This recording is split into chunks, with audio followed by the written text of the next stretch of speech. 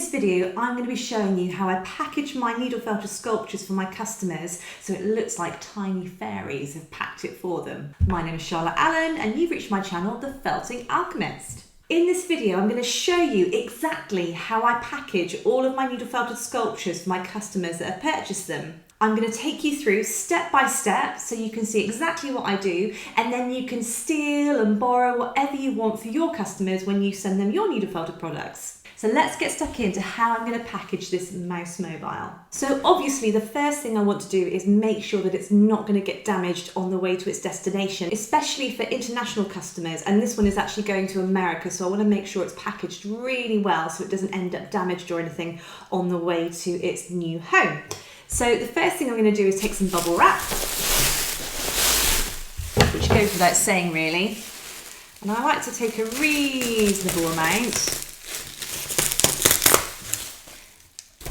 and that and wrap my mouse. How you package your product is really going to depend on the kind of product that you're selling. So with this mouse mobile here, I like to package the balloon and the mouse next to each other, even though the balloon hangs over the head normally, so I can get optimal space in terms of the box I'm using to post over to the US. So I'm just going to put it in the middle of my bubble wrap. It would help if it was the right way round. And what I like to do is just kind of double it over and roll it like a bit of a Swiss roll.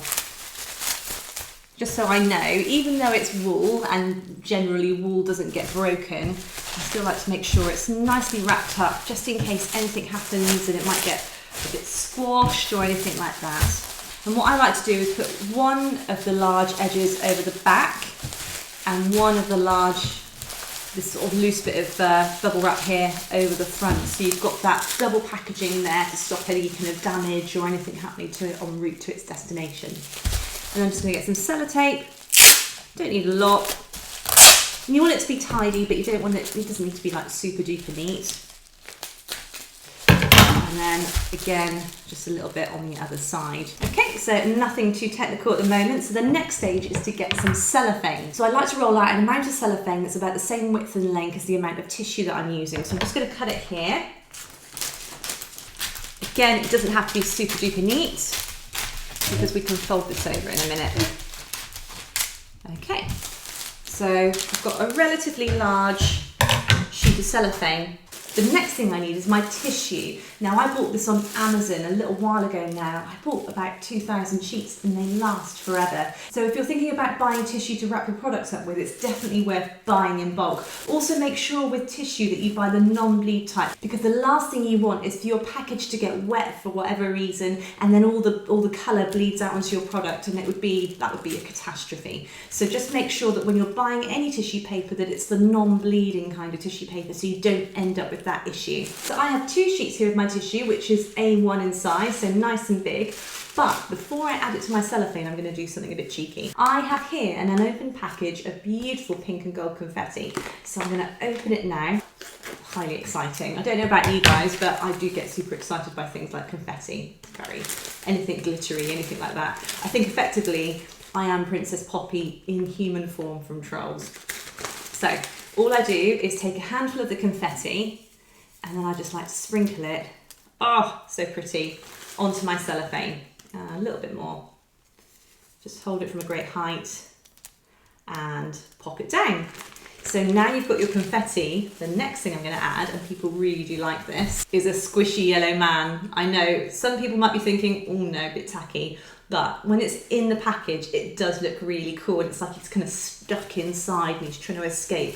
So I like to put him face down on the cellophane. And then I add my tissue over the top like so.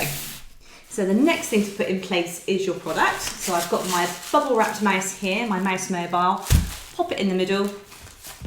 And then these edges of cellophane here, I'm just going to pull the tissue forward a bit so it's a bit more even. I'm just going to fold this tissue with the cellophane over so it kind of locks the tissue and the cellophane into place. And I'm going to just fold it over the top. And then the same on the other side. I'm just going to give it quite a few inches, and then I'm just going to fold that over the top as well. And I like to get this quite taut. You might find that there's a bit of folding with the tissue, so just put your hands inside and you can always just give everything a bit of a wriggle round.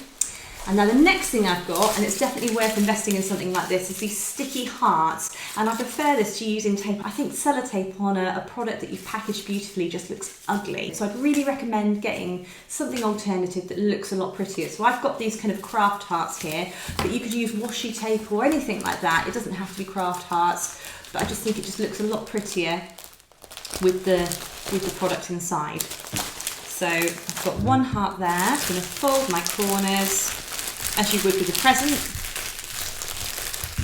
And I'm just going to bring that over to the top. Another heart.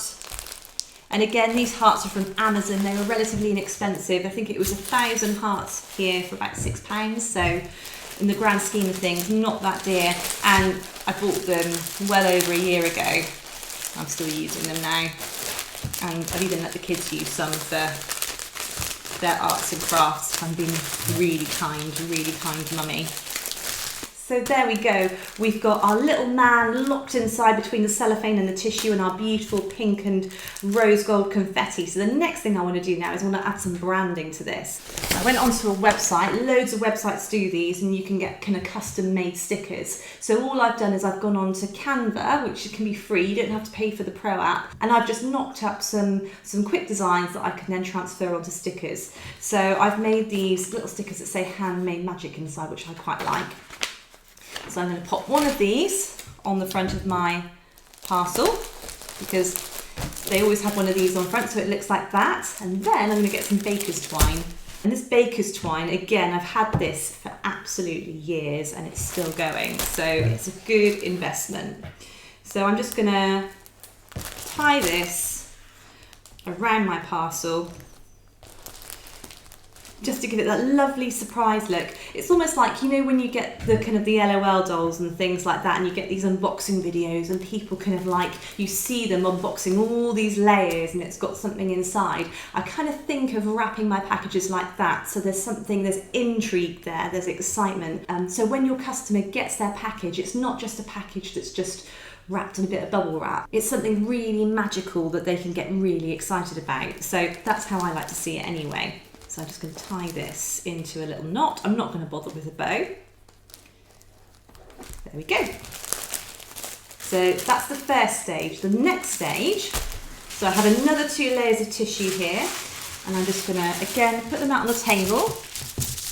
And this time I'm going to fold it in half, just to give an extra layer of protection. And you'll find with tissue paper there's a shiny side and a matte side, so I always make sure that my shiny side's up. And then I'm just going to pop this in the middle. I'll put it that way actually. And again, I'm just going to wrap this so there's another layer of tissue on top.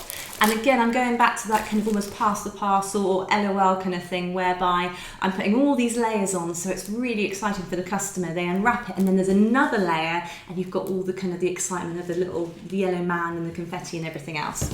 So I'm just going to wrap this round and then just use a few more heart stickers just to stick that together. There we go, so we've got another layer of wrapping on our parcel. So the next thing I want to do is add some more branding. So I'm now going to go back to my stickers. Here they are. So I've got my Little Bushka, because Little Bushka is my Etsy shop. So I've got some of these stickers and I'm just going to pop one of these in the middle so they know that it's from me. They're going to know it's from me anyway, but it just reminds them. So that's the first part of how I package my sculptures for my customers. So the next part is I always add a business card. So I'm going to take one of these out, and again I just got these relatively cheap from a company that make business cards online. It's just got my logo, company logo on the front, and then it's just got my website and everything else. So it just again reminds people of who I am so they don't forget, and hopefully they'll come back to buy more from me. So that goes on there.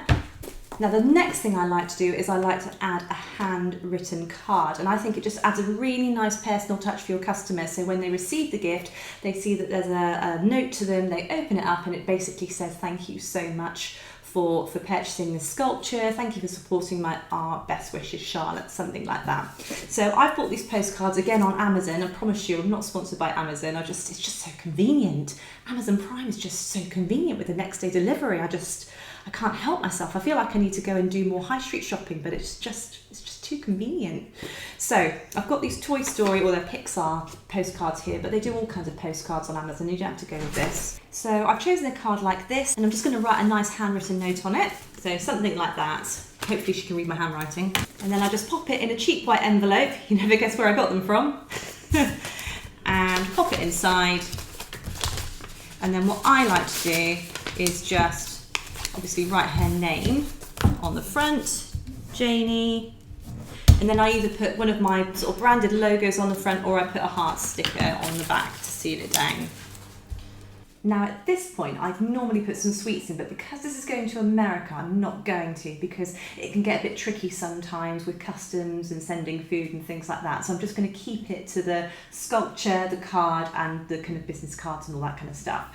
So I'm going to put my sculpture in my box with my card on top, and I'm going to take some more tissue, and I'm just going to scrunch it up and then just pad it out around the sculpture, just to give it a bit of extra protection really.